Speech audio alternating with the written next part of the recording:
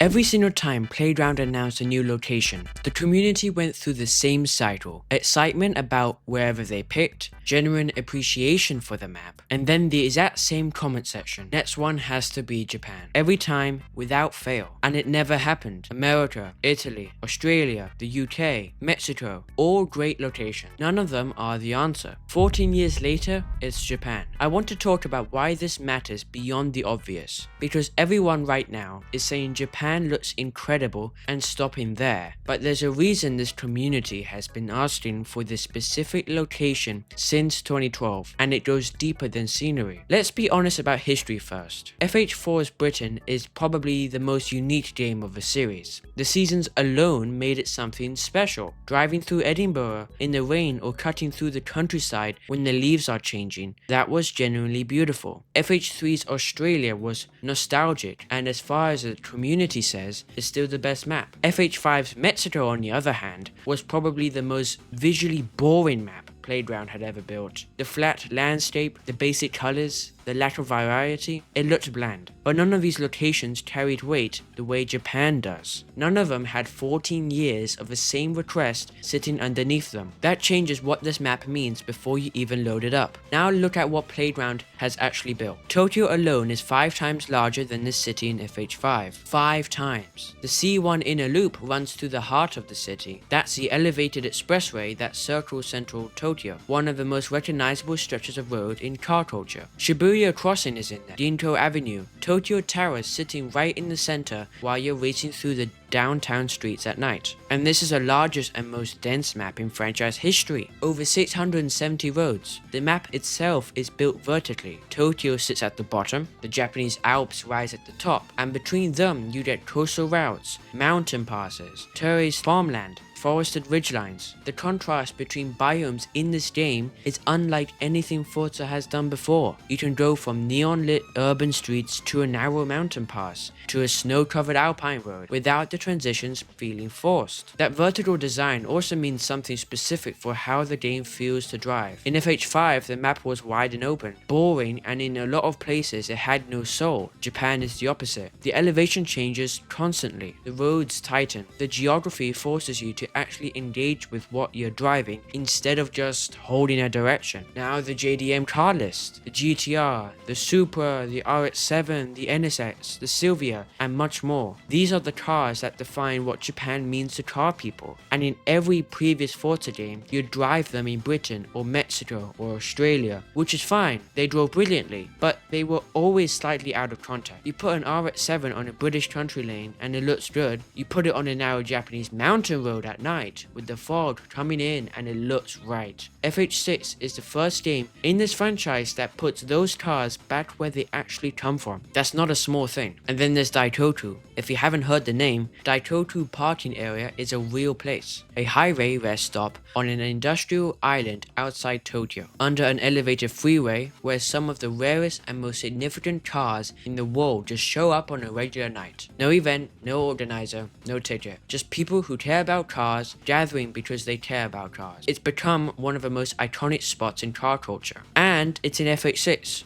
On the industrial island, tied into the Bayshore section of the map, Playground didn't just build a generic car meet location, they put the actual cultural reference point in the game. That tells you something about how seriously they took this. The Touge battle mode deserves a mention too. This isn't just races that happen to be on mountain roads, it's a dedicated one-on-one mode built specifically around the culture of mountain pass racing. The narrow roads, the elevation changes, the pressure of having someone right behind you the entire time. That mode could only exist in Japan. It needed this map to be possible. There's also the Fog of War map system. Every road fills in as you explore it for the first time.